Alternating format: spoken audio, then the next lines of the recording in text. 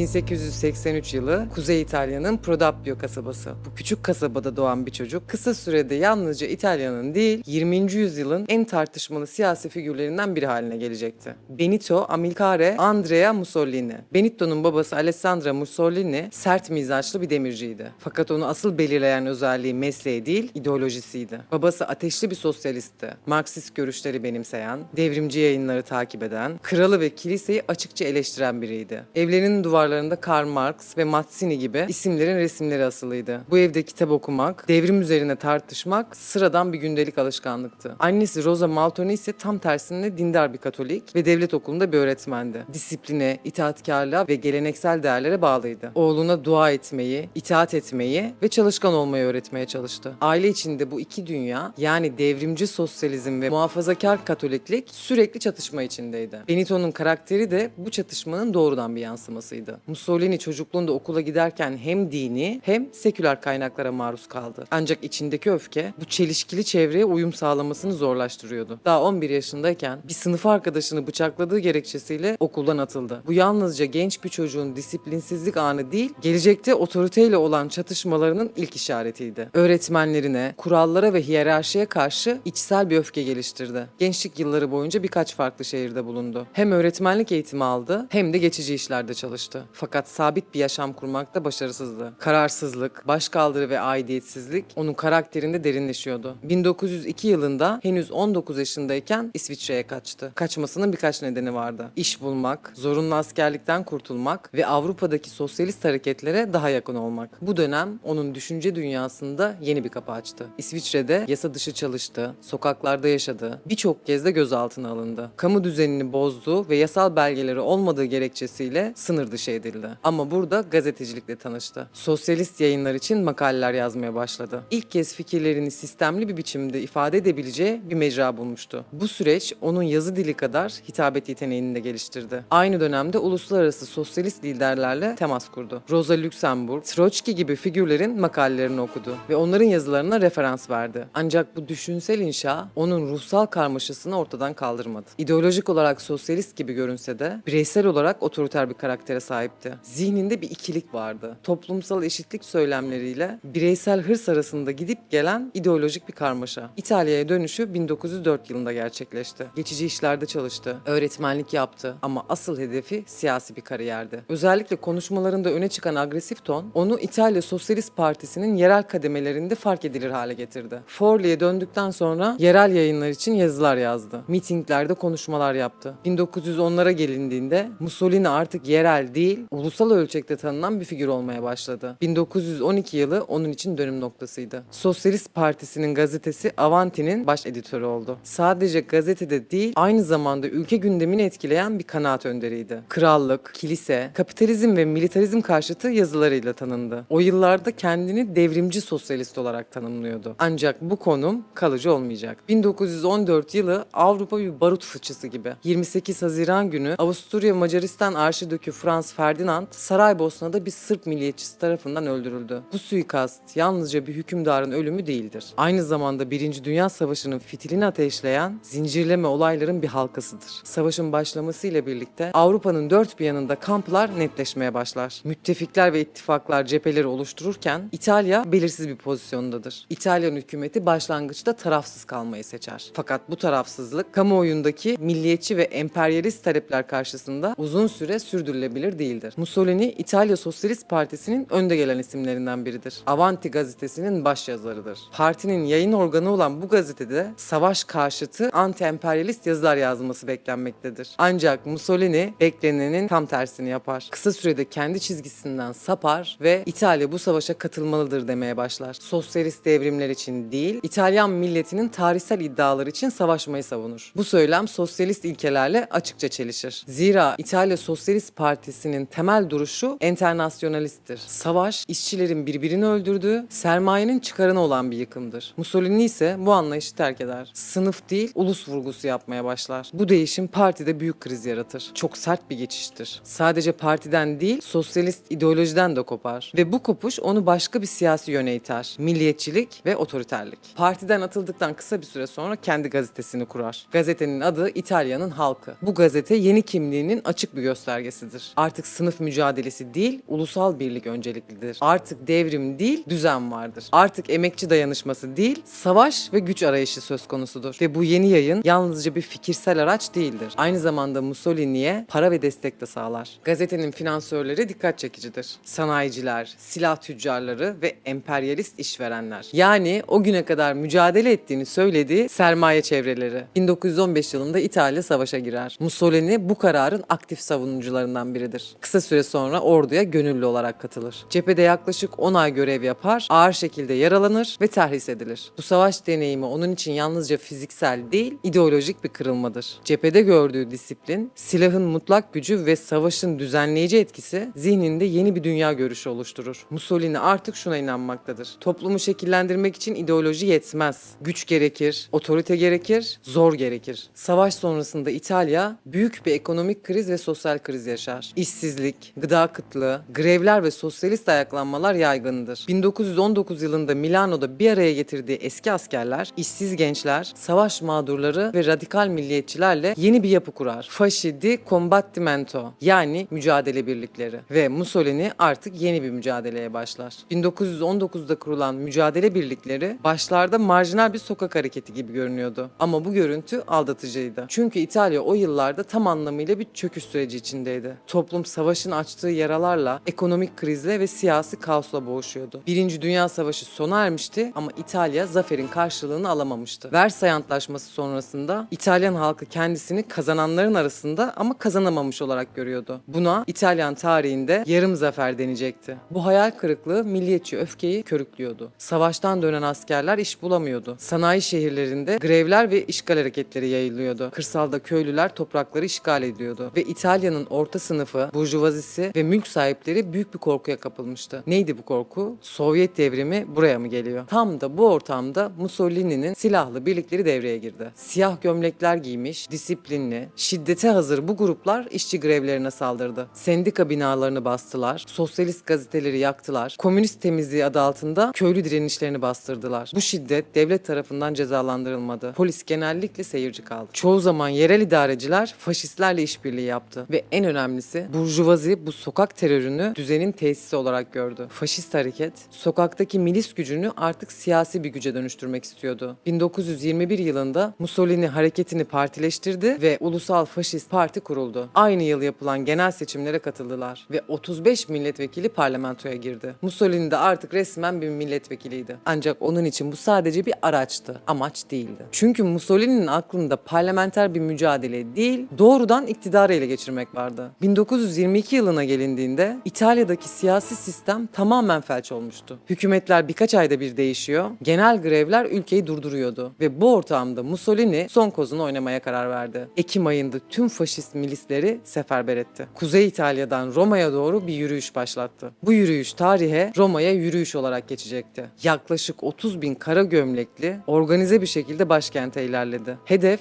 hükümeti baskı yoluyla istifaya zorlamaktı. Bu yalnızca bir protesto değil, bir gövde gösterisiydi. Devlete, krala ve halka verilmiş bir mesajdı. Başbakan Luigi Facta, Kral 3. Vittorio Emanuele'ye olağanüstü hal ilan edilmesini ve orduyla faşistlerin durdurulmasını önerdi. Ama kral bu öneriyi reddetti. Neden mi? Çünkü iç savaş istemiyordu. Çünkü Mussolini'yi artık düzeni sağlayabilecek bir figür olarak görüyordu. Çünkü burjuvazi ve ordu içindeki bazı klikler Mussolini'yi desteklemeye başlamıştı. Ve böylece hiçbir kurşun sıkılmadan, hiçbir resmi darbe olmadan faşizm iktidara geldi. 28 Ekim 1922'de Mussolini henüz daha Roma'ya ulaşmadan kral onu hükümeti kurmakla görevlendirdi. 31 Ekim'de yemin ettiğinde tarihe şu not düşülmüştü. İtalya'nın en genç başbakanı göreve başladı. Mussolini henüz 39 yaşındaydı. Ama o gün kimse bu atamanın İtalya'da 20 yıl sürecek bir diktatörlüğün başlangıcı olacağını bilmiyordu. Mussolini artık iktidardaydı. Kral tarafından başbakan olarak atandığında İtalya hala anayasal bir monarşiydi. Parlamento vardı, muhalefet partileri aktifti, yargı bağımsız sayılırdı ve basın her şeye rağmen eleştirel yayın yapabiliyordu. Yani Mussolini iktidara geldiğinde henüz bir diktatör değildi ama olmayı kafasına koymuştu. İlk adım sistemin açıklarından yararlanmak oldu. Mussolini şiddeti değil,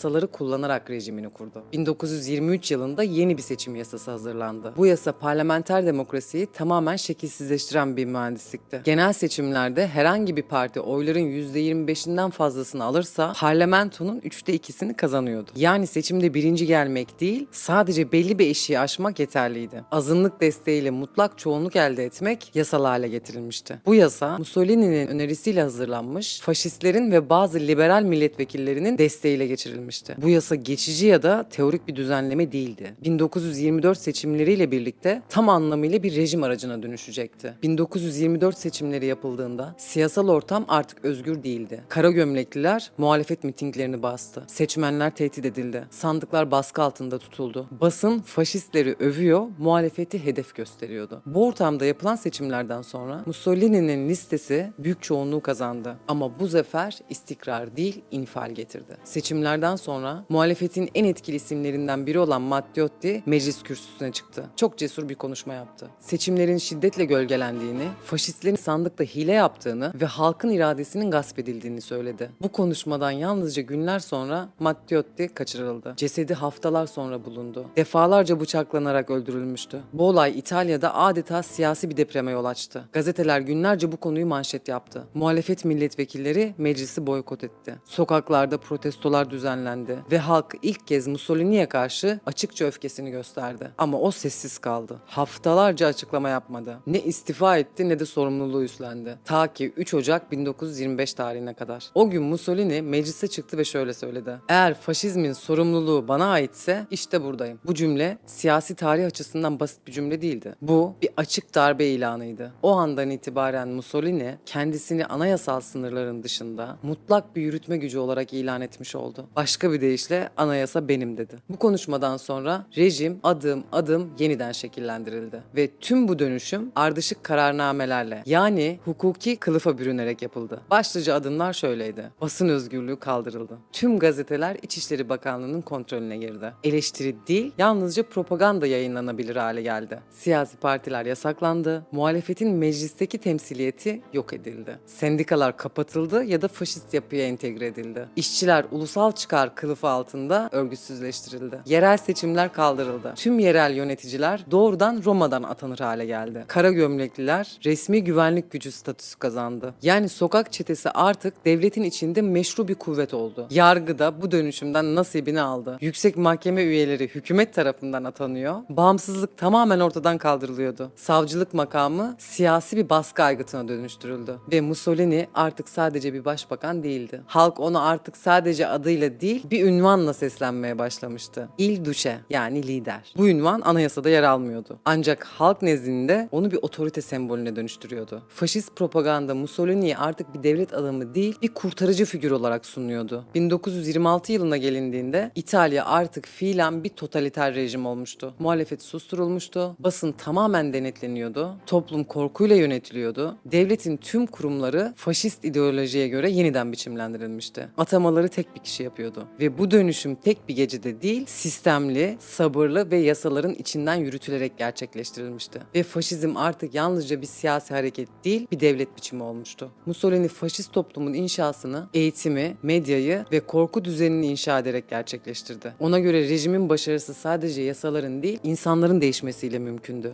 Ve bu değişim ideolojik eğitimle, sürekli propagandayla ve korkunun örgütlenmesiyle sağlanabilirdi. Mussolini rejimi eğitimi yalnızca bilgi aktarma süreci değil, itaat eden, sorgulamayan, bir sadakat üretim hattı olarak görüyordu. Bu nedenle okullar baştan aşağıya yeniden düzenlendi. Müfredatlar değiştirildi. Tarih kitapları eski Roma İmparatorluğu övgüleriyle doldu. İtalya'nın medeniyet taşıyıcısı olduğu fikri ilkokul sıralarından itibaren çocuklara ezberlettirildi. Sabahları öğrenciler lidere selam diyerek derse başlıyorlardı. Askeri disiplin okulun bir parçası haline getirildi. Çocuklar sıraya diziliyor, selam duruyor ve marşlar söylüyordular. 1922 yılında her öğretmenin faşist partiye üye olması zorunlu kılındı. Partiye katılmayan eğitimciler sistem dışına itildi. Bu yalnızca bir bürokratik düzenleme değil, öğretmenlerin rejimin memuru haline getirilmesiydi. Mussolini bu sistem için şu cümleyi kurmuştu: "Kendi neslimi kaybetmiş olabilirim ama gelecek nesiller bana ait olacak." Gelelim propaganda ve medya kontrolüne. Mussolini'nin kariyeri gazetecilikle başlamıştı. Bu nedenle medyanın gücünü çok iyi biliyordu. İktidara gelir gelmez yaptığı ilk işlerden biri tüm iletişim kanallarını kontrol altına almak başlamak oldu. Gazeteler artık devletin sansüründen geçmeden basılamıyordu. Manşetler İçişleri Bakanlığı tarafından belirleniyor. Haberler halkın moralini bozmamak gerekçesiyle denetleniyordu. Muhalif gazeteciler ya sürgüne gönderiliyor, ya hapse atılıyor ya da susturuluyordu. Düşünün, sinemaya giden halk film başlamadan önce Duce'nin mitinglerini izlemek zorundaydı. Aynı şekilde radyoda sadece devletin belirlediği yayınlar yapılıyordu. Mussolini kendi imajını da propaganda malzemesi haline dönüştürmüştü. Ellerini kalçaya koyarak dik duruşu, çatık kaşları, kalabalıklara bağırdığı o teatral sahneler gücün simgesi olarak yeniden üretildi. Faşist estetik lideri tanrılaştırmaya başlamıştı.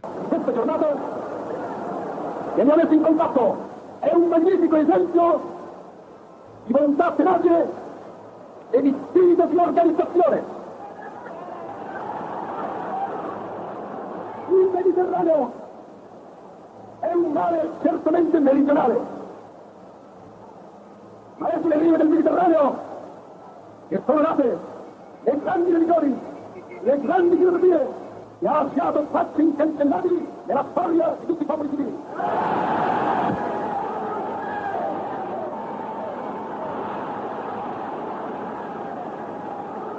Aveva Cesare, Virgilio ed Augusto.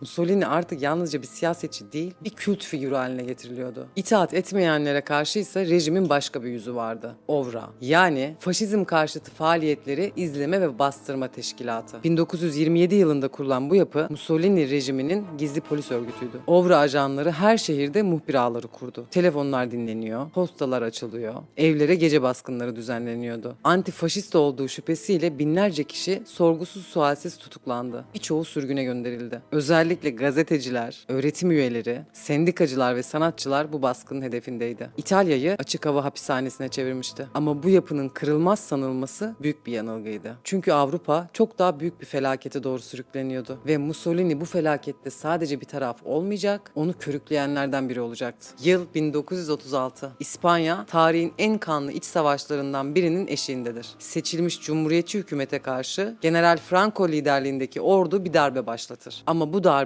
sadece İspanya'nın iç meselesi değildir. Çünkü kısa süre içinde Avrupa'daki iki karanlık güç olan Nazi Almanyası ve Faşist İtalya bu darbenin arkasında saf tutar. Mussolini Franco'ya doğrudan destek verir. Asker, silah ve uçak gönderir. Faşist İtalya bu müdahaleyi yalnızca bir dış politika hamlesi olarak değil, aynı zamanda ideolojik bir savaş olarak görür. İspanya'nın düşmesi demek, Avrupa'da faşizmin zaferi demektir. İşte tam bu dönemde dünyanın dört bir yanından binlerce gönüllü cumhuriyetçi saflarda faşizme karşı savaşmak üzere İspanya'ya gelir. Bu gönüllüler arasında yazarlar, gazeteciler, öğretmenler, işçiler ve sosyalistler vardır. Bu ideolojik bir mücadeledir ve onların gözünde İspanya, Hitler ve Mussolini'nin yayılmacı politikalarına karşı son savunma hattıdır. Bu savaşa yalnızca faşist diktatörler değil, onlara karşı çıkan binlerce gönüllü de katılır ve içlerinden biri ileride 20. yüzyılın vicdanı olarak anılacak olan kişidir. 1984 romanından tanıdığımız George Orwell. Orwell, Mussolini'nin desteklediği Franco rejimine karşı savaşmak için İspanya'ya gider. Cumhuriyetçi cephenin içinde POUM adlı Marksist milis birliğinde silah altına girer. Orwell boğazından kurşun yer, çok ağır yaralanır, hastanede hayata yeniden tutunur. Ama asıl yarayı savaşın içindeki kirli ittifakları ve ihanetleri bizzat görerek alır. Katalonya'ya Saygı adlı kitabında yalnızca faşistleri değil, Stalinist baskıyı ve propaganda mekanizmasını da sorgular. Bu deneyim George Orwell'ın ileride yazacağı 1984 ve Hayvan Çiftliği adlı eserlerinin temelini oluşturur. Orwell yalnızca yazan değil, savaşan bir yazardır. O cephede yalnızca Franco'ya değil, Mussolini'nin temsil ettiği faşist düşünceye de kurşun sıkar. Ancak Orwell bir Mussolini belgeselinde bahsi geçen kısa bir dipnot karakteri değildir. Onun gözünden bakacağımız dünyası bir sonraki belgeselimizin konusudur. İdeolojilerin gölgesinde gerçeği nasıl aradığını birlikte o belgeselde detaylarıyla izleyeceğiz. Şimdi yeniden Mussolini'ye dönelim. İmparatorluk hayali ve dış politika açılımına. 1920'lerin sonuna gelindiğinde Mussolini içeride tam kontrol sağlamıştı. Muhalefet susturulmuş, yargı ele geçirilmiş, basın tek ses haline getirilmişti. Ancak Mussolini için bu başarılar yeterli değildi. Onun gerçek hedefi İtalya'yı yeniden bir Roma İmparatorluğu haline getirmekti. Bu hedef yalnızca bir dış politika hamlesi değil, ideolojik bir rüyaydı. Faşist ideolojiye göre millet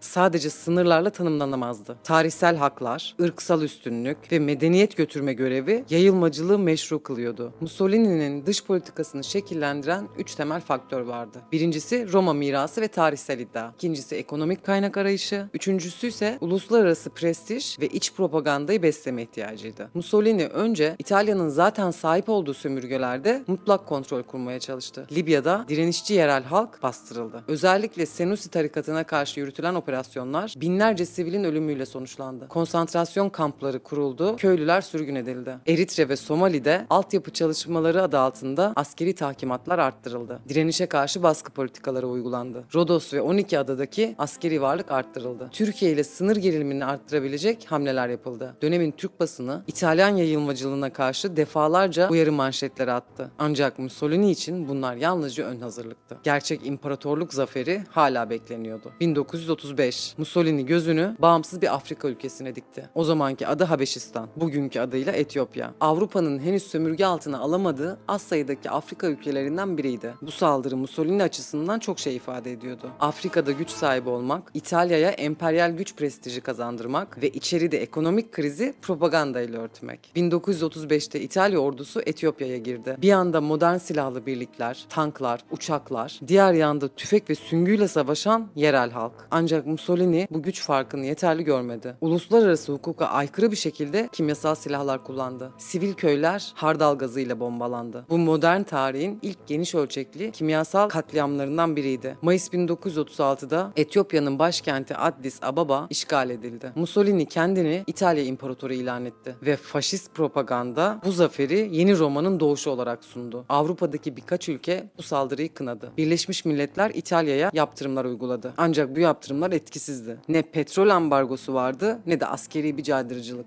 Mussolini bu durumu şöyle yorumladı. Bizi kınayanlar aslında bizim yerimizde olmak isteyenlerdir. Yıl 1939. Etiyopya zaferi Mussolini'yi cesaretlendirdi. Hedef Arnavutluk. Balkanlardaki bu küçük ülke Mussolini'nin Roma'nın tarihsel hinterlandı dediği bölgede yer alıyordu. İtalya uzun zamandır Arnavutluğun iç işlerine müdahale ediyor. Kral Zoga baskı kuruyordu. 1939 Nisan'ında İtalya ordusu Arnavutluğu işgal etti. Kral Zog ülkeyi terk etti. Ülke fiilen İtalya'nın bir eyaletine dönüştürüldü. Bu işgal Avrupa'daki diğer devletlerde büyük tedirginlik yarattı. Mussolini artık yalnızca Afrika'da değil, Avrupa'nın ortasında da toprak emelleri olan bir lider olarak anılıyordu. Mussolini Almanya ile yakınlık kurmak istiyordu. Başta Adolf Hitler'e temkinli yaklaşmıştı. 1934'te Avusturya'yı ilhak etmek isteyen Hitler'e karşı çıkmış, ordusunu sınıra göndermişti. Ama zamanla dengeler değişti. Hem Hitler'in hızlı yükselişi hem de batılı demokrasilerin pasifliği Mussolini'yi Almanya'ya daha fazla yakınlaştırdı. 1936'da Berlin-Roma ekseni kuruldu. 1939'da ise Çelik Pakt imzalandı. Bu paktla birlikte İtalya ve Almanya askeri olarak da birbirine bağlandı. Mussolini artık kendini Avrupa'daki iki büyük güçten birinin lideri olarak görüyordu ve Hitler'le kurduğu ittifak onu çok daha büyük bir felakete sürükleyecekti. Faşist dış politika artık yalnızca bir sömürgecilik değil, savaşın doğrudan bir tarafı olma yolundaydı. İtalya'yı sadece yeni topraklara değil, yeni bir yıkıma taşıyacaktı. 1 Eylül 1939 sabahı Nazi Almanyası Polonya'ya saldırdı. Bu saldırı Avrupa'yı birkaç gün içinde büyük bir savaşın içine çekti. İngiltere ve Fransa Almanya'ya savaş ilan etti. İkinci Dünya Savaşı resmen başlamıştı. Ama o sırada İtalya hala tarafsızdı. Mussolini savaşa girme konusunda tereddütlüydü. Çünkü gerçek şuydu: İtalyan ordusu bu savaşı kaldıracak güçte değildi. Sanayi üretimi yetersizdi. Ekonomide büyük açıklar vardı ve halk savaş istemiyordu. Mussolini bu süreçte bekle gör politikasını tercih etti. Ona göre savaşın gidişatına göre pozisyon almak daha akıllıcaydı. Ama bir sorun vardı. Hitler bu tarafsızlıktan memnun değildi. Haziran 1940'ta Almanya Fransa'yı ezici bir şekilde mağlup etti. Paris düştü. Mussolini için artık harekete geçme zamanı gelmişti. Bir hafta sonra 10 Haziran 1940'ta İtalya Almanya'nın yanında savaşa katıldı. Mussolini bunu balkon konuşmasında "altın saat geldi" diyerek duyurdu. Ama bu saat İtalya için bir felaketin başlangıcı olacaktı. İtalya savaşa birçok cephede katıldı. Ancak bu cephelerin büyük bir kısmı kısa sürede fiyaskoya dönüştü. Mussolini Hitler'e karşı kendi başarılarını da göstermek istiyordu. Bu yüzden Almanya'dan bağımsız bir şekilde Yunanistan'a saldırdı. Ancak hesaplar tutmadı. Dağlık araziye hazırlıksız girildi. Lojistik destek zayıftı. Morali düşük birlikler sert kış koşullarına dayanamadı. Yunan ordusu İtalyanları püskürttü ve hatta Arnavutluğa kadar ilerledi. Durumu düzeltmek için Hitler müdahale etmek zorunda kaldı. Bu olay Mussolini'nin prestijini sarstı ve Almanya'ya olan bağımlılığını arttırdı. İtalya, Libya üzerinden İngilizlerin kontrolündeki Mısır'a da saldırdı. Ancak bu cephede de ağır yenilgiler alındı. İngiliz ordusu İtalyan birliklerini kısa sürede geri püskürttü. Alman general Erwin Rommel Afrika kolordusuyla müdahale etti. Ancak bu da Mussolini açısından bir zafer değil, kurtarılma anlamına geliyordu. İtalyan ordusu kendi başına hiçbir cephede tutunamıyordu. Geçelim Doğu cephesine.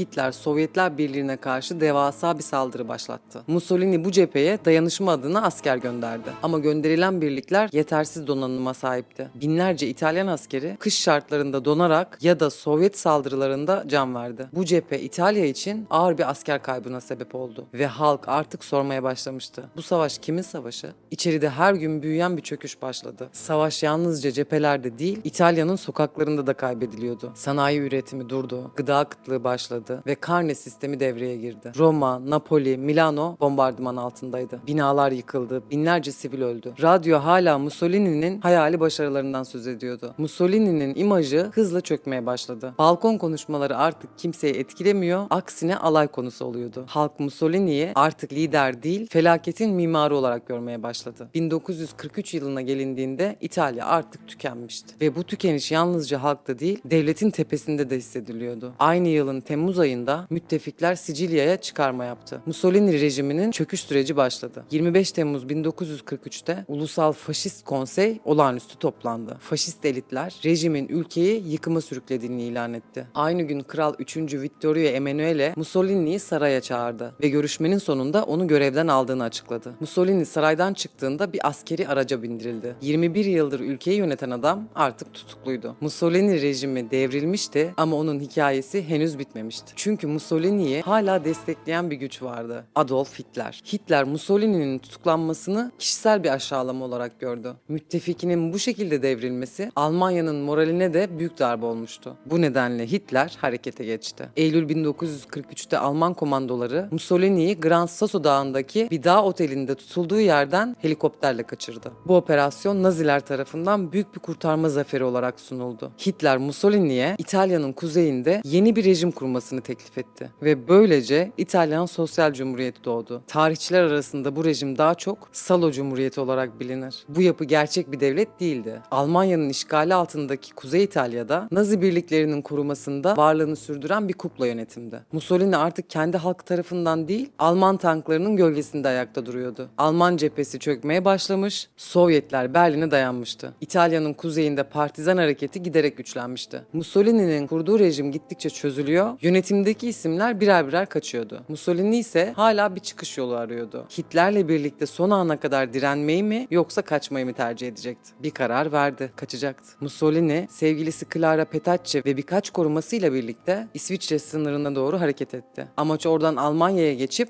savaşın sonunu Berlin'de beklemekti. Kılık değiştirdi. Bir Nazi subayı üniforması giyerek geri çekilen Alman konvoyları arasına karıştı. Ancak bu planı da onu kurtaramadı. 27 Nisan 1945 sabahı Como Gölü yakınlarındaki Dongo kasabasında durduruldu. İtalyan partizanlar araçları tek tek aramaya başladı. Partizanlardan biri arka koltukta oturan Mussolini'yi gözlerinden tanımıştı. Onu teşhis eden partizanın adı Urbano Lazzaro'ydu. Yanında sevgilisi Clara Petacci de vardı. İkisi de hemen gözaltına alındı. Başta Milano'ya götürüleceklerdi ama bu plan sabaha karşı değişti. 28 Nisan 1945 sabahı Kuzey İtalya'daki partizan liderleri bir karar aldı. Mussolini ve Clara derhal infaz edilecekti. İnfaz emrini veren kişi Walter Audizio'ydu. Mussolini ve Petacci Metzegra köyüne götürüldü. Sabah saat 10 sularında bir evin duvar önüne çıkarıldılar. Silahları yoktu ve o duvarın önünde kurşuna dizildiler. Cesetleri bir kamyonetin arkasına koydular. Aynı gün Mussolini ve Clara'nın cesetleri Milano'ya götürüldü. Bu meydan yalnızca aylar önce Nazi birliklerinin infaz ettiği İtalyan partizanların sergilendiği yerdi. Şimdi roller değişmişti. Mussolini, Petacci ve diğer faşist yöneticilerin cesetleri bir benzin istasyonunun çatısına baş aşağı asıldılar. Ayaklarından çengellerle takıldılar. Halk meydanı doldurdu, bedenlerine taşlar atıldı, tükürüldü ve tekmelendiler. Bu görüntüler faşizmin çöküşünün simgesine dönüştü. Mussolini hiçbir mahkemeye çıkarılmadı, savunma yapmadı, yargılanmadı. Karar sokakta sokakta alındı, infaz sokakta yapıldı. Bu durum tarihçiler arasında hala tartışmalıdır. Kimilerine göre bu halkın adaletidir, kimilerine göre ise hukukun ayaklar altına alındığı bilinçtir. Peki Mussolini'nin yaptıklarının bilançosu neydi? Faşizmin geride bıraktığı enkaz çok ağırdı. Yaklaşık 450 bin İtalyan öldü. Milyonlarca insan evsiz kaldı. Sanayi altyapısının %40'ı tahrip oldu. Yaklaşık 28 bin kişi tutuklandı ve sürgüne gönderildi. En az 4500 kişi rejim karşıtı olduğu gerekçesiyle yargısız infaz edildi. 10 binin üzerinde sendika ve dernek kapatıldı. İfade özgürlüğü tamamen yok edildi. 8 bin İtalyan Yahudisi Nazi toplama kamplarına gönderildi ve akıbetleri bilinmiyor. Kadınların oy hakkı yoktu. Kadınlar yalnızca doğurganlık aracı olarak görülüyordu. Ev dışında çalışmaları yasaklandı, siyasi hakları yok sayıldı. Üniversitelere ve kamu görevlerine erişimleri kısıtlandı. 3 çocuk doğurana ödül gibi nüfus mühendisliği politikaları uygulandı. İtalya'yı dünya ekonomisinden izole etti. Tarımda verim %30 azaldı. Sanayi üretimi savaş döneminde çöktü. 500'den fazla gazete ve dergi kapatıldı. Devlet borçları savaş öncesinin 4 katına çıktı. Düşünen, yazan, eleştiren insanlar devlet düşmanı ilan edildi. Sansür her alanda kurumsallaştı. Milyonlarca çocuk 6 yaşından itibaren askeri eğitim aldı. Bu kuşak otoriteye körü körüne itaate alıştırıldı. Mussolini faturası buydu. Faşizm yalnızca bir yönetim biçimi değil, toplumu bir laboratuvara, insanı bir deneye, devleti makineye dönüştüren bir felakettir. Bir belgeselin daha sonuna geldik. Amacımız belgesellerimizde geçmişin arşivini bugüne taşımak.